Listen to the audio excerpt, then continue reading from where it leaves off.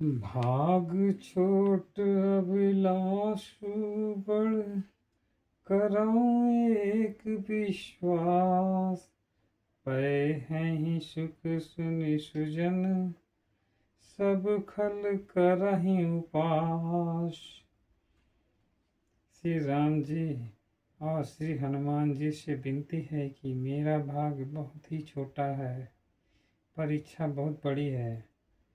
आसरा सहारा मात्र आपका ही है, विश्वास मात्र आपका है, इसलिए कि सभी सज्जनों में आपका वास है, और जिससे सज्जन लोग अमृत कथा को सुनकर सभी लोग सुख पाएंगे, और जिनका भी विचार गलत है, जो दुष्टों के दुष्ट महादुष्ट हैं, वो सभी मिलकर मैंने जो कथा श्री हनुमान जी को सुनाने का निर्णय किया है, सब हंसी उड़ाएंगे। दुष्ट मतलब जो अपना नुकसान करके दूसरों का भी नुकसान कर देते हैं। दुष्ट शब्द का प्रयोग तो अमृत कथा में, श्रीमद् रामायण में भी है।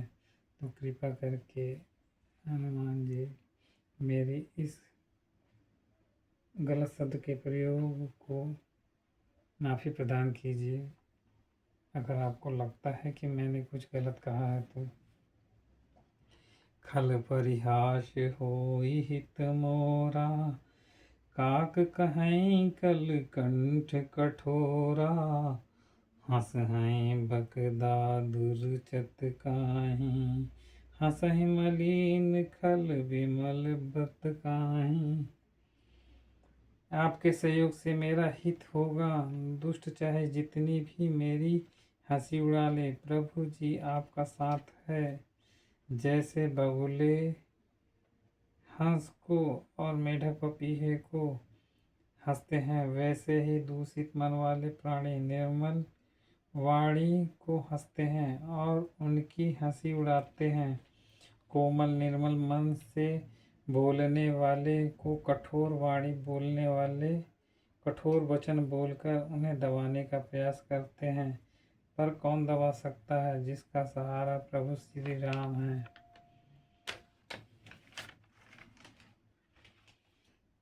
कवित रसिक न राम पद नेहूं, तिनका सुखद हास ऐस एहूं। भाषा भनित भूरि मति मोरी, हंसिबे जोग हंसे नहीं खोरी।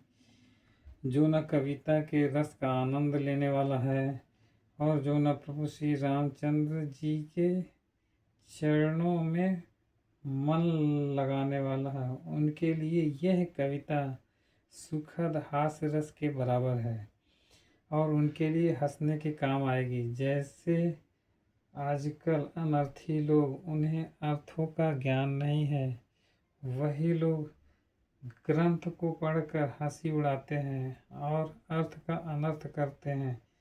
सबसे पहले तो यह भाषा की रचना है, दूसरे मेरी बुद्धि भोली अनजान सी है। मेरी बुद्धि तो सिर्फ हंसने के योग्य ही है। अगर कोई भी दूसरा कोई मेरी बातों को सुनकर हंस रहा है तो उसका दोष ही क्या। मेरे प्रभु श्री राम ने मेरी बुद्धि को दूसरों को हंसाने के लिए ही बनाया है, इसमें उनका कोई दोष नहीं जो हंस रहे हैं मेरी बातों पर। मैं तो प्रभु श्री राम के आदेशों का पालन कर रहा हूँ, वो जो कहेंगे वही करूँगा। मेरे प्रभु श्री राम कुछ भी कर सकते हैं, वो अंतर्यामी हैं। प्रभु पद प्रीति न समझिनी की, तिन्हई कथा सुनी लगहि फीकी। हरिहर पद रति मति न कुतर की, तिन्ह कहूँ मधुर कथा रघुवर की। प्रभु श्री राम में जिन भी श्रोता और कथावाचक की भक्ति नहीं है, उन सभी सज्जनों को ये अमृत कथा श्री राम की नहीं सुहाएगी, अच्छी नहीं लगेगी। और जिन सज्जनों को, श्रोता और वक्ता को ये अमृत कथा सुहाती है, वो प्रभु श्री राम के पथ पर चलकर उनका आचरण अपनाते हैं, किसी से भेदभाव नहीं करते, किसी को भी ऊंचा नीचा नहीं दिखाते, सबके साथ समानता का व्यवहार रखते हैं, बराबरी के स्थान में बैठाकर वार्तालाप करते हैं, एक दूसरों के साथ मिलकर संत जैसे व्यवहार करते हैं और सबको भोजन परोसते हैं, खिलाते हैं और भोजन खुद भी करते हैं, ताकि समाज में समभाव बना रहे। प्रभु श्री राम कथा को अमृत इसलिए भी कहते हैं कि इस कथा को सुनने के बाद दुष्ट से दुष्ट व्यक्ति भी अपने आप को प्रभु श्री राम के पद चिन्हों में चलकर राम भक्ति में लीन रहता है, मतलब राम भक्ति में लगाकर श्री राम जी की तरह आचरण करता है और अपने व्यवहार में लगातार सुधार लाते रहता है और सबको निर्मल करते रहता है, आपो निर्मल हो जाता है। बहुत बड़ी क्षमता है इस अमृत कथा की। जय श्री राम।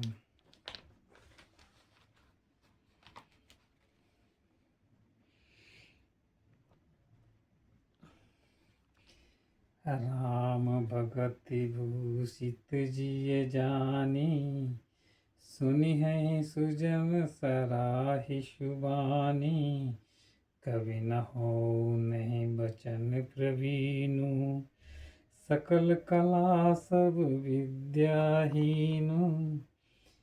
सभी सज्जन लोग श्री राम जी को अपने चित्त में बसाकर प्रभु श्री राम भक्ति में लीन होकर अपनी अपनी सुंदर वाणी से सराहना करते हुए श्री अमृत कथा का आनंद लेंगे। मैं तो नहीं कवि हूँ और ना ही मैं वाक्य रचना में निपुण हूँ, मैं तो सब कलाओं और विद्याओं से कुछ दूर रहता हूँ। ये श्री अमृत कथा मुझ में कब समाई ये भी नहीं जानता। आखर रथ अलंकृत नाना, छंद प्रबंध अनेक विधाना, भाव भेद रस भेद अपारा, कवित दोष गुण विविध प्रकारा। अनेक प्रकार के अक्षर, अर्थ और अलंकार हैं, अनेक प्रकार के छंदों की रचना और उनके कई भेद समाये हुए हैं, और कविता में तो कई प्रकार के दोष गुण होते हैं। इन सब के बाद भी श्री अमृत कथा तो अमृत कथा ही है। कवित विवेक एक नहीं मोरे, सत्य कहाऊं लिखी कागद कोरे। अमृत कथा की काव्य छंद सोरठा रचना से मिलता जुलता हुआ कोई भी ज्ञान मुझ में पहले से कभी न था। यह बात को मुझे जानने वाले इस कागज के माध्यम से बता रहा हूँ। श्री हनुमान जी बाकी ज्ञाता हैं तो आपसे बड़ा कोई है ही नहीं। जय श्री राम। आप ही ज्ञानी है भगवान, आपसे बड़ा ज्ञानी तो कोई हो ही नहीं सकता। भनी तिमोरी सब गुण रहित, विश्व विदित गुण एक, सो विचारी सुनि है सुमित, जिनके विमल विवेक। मेरे द्वारा सुनाई जा रही श्री हनुमान जी को अमृत कथा में जगत प्रसिद्ध का कोई गुण नहीं है। श्री हनुमान जी जैसा बुद्धिमान और निर्मल मन वाला सुन सकता है। जय श्री राम।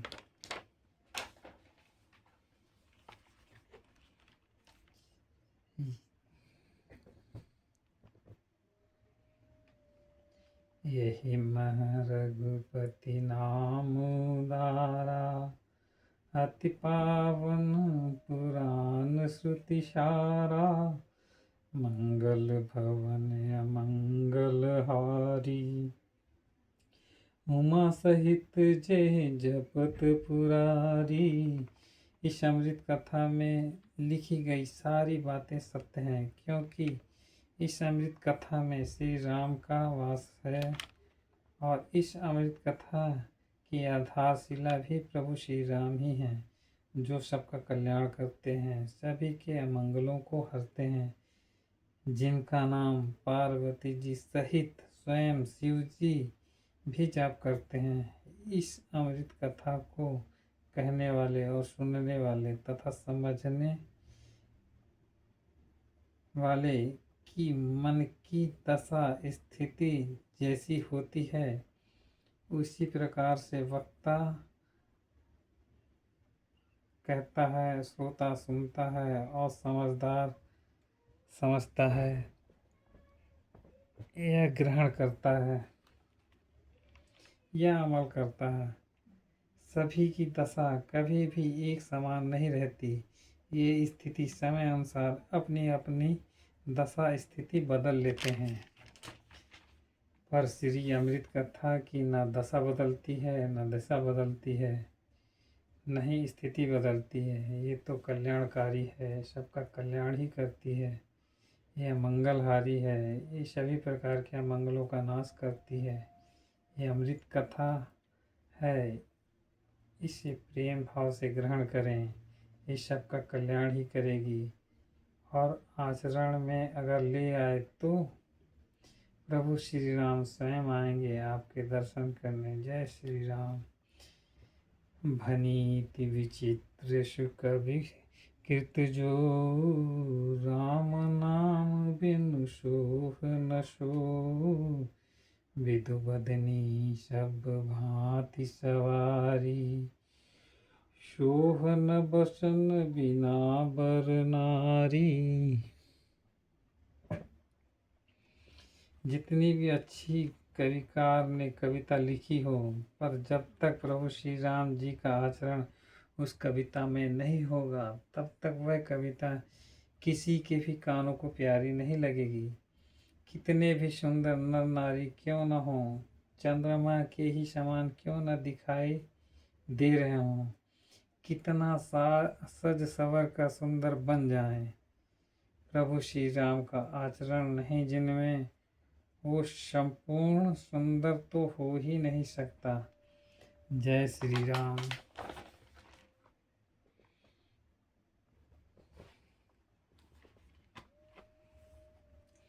जदपि कवित रस एक नाही, राम प्रताप प्रगट यही माही, सोई भरोस मोरे मन आवा, कही न सुसंग बड़पनु पावा। मेरी इस कविता की रचना में एक भी मिठास नहीं है, बस श्री राम जी के नाम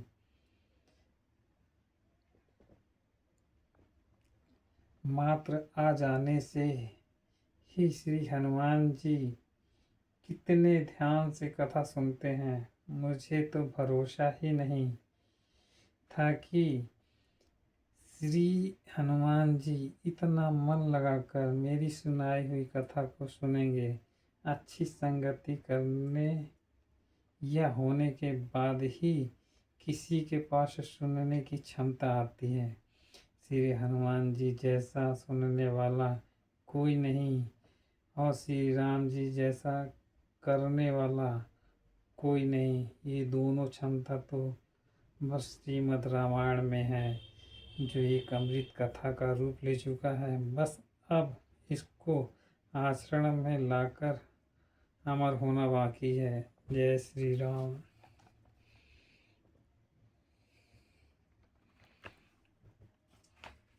सब गुण रहित कवि कृत बानी, राम नाम जस अंकित जानी, सादर कहाहि सुनहि बुध ताहि, मधुकर सरिस संत गुण ग्राही।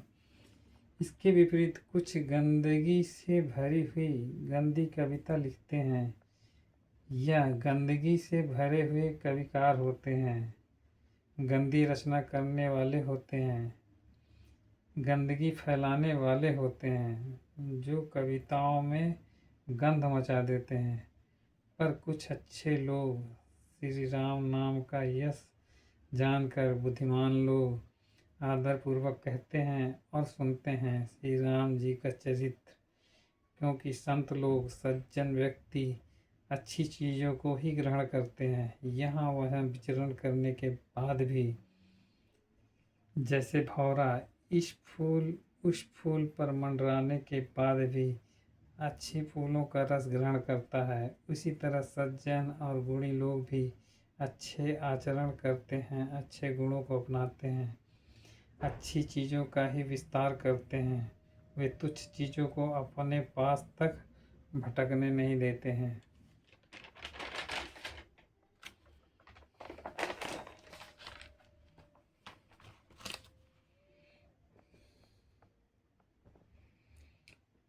धुमाऊ तजई सहज करु आई, अगरु प्रसंग सुखंद बरसाई। भनीति भदेश वस्तु भली भरनी, राम कथा जग मंगल करनी। धुआं भी अच्छी संगति पाकर अपने गंदेपन वाले गंध को छोड़ देता है, पर मेरी कविता, आवाज़, कथा सुनाने का तरीका भले ही भद्दा जान पड़ता है, सुरीला नहीं है लगता, पर इसमें सबका कल्याण करने वाले प्रभु श्री राम जी का सद्भाव से मैंने आचरण सुनाया है, तो अवश्य ही श्री हनुमान जी को मेरे द्वारा सुनाए गए कविता, छंद, सोरठा, श्लोक, अर्थ, अक्षर सब उनको प्यारे लगेंगे। प्रभु श्री राम सबका कल्याण करें। जय श्री राम।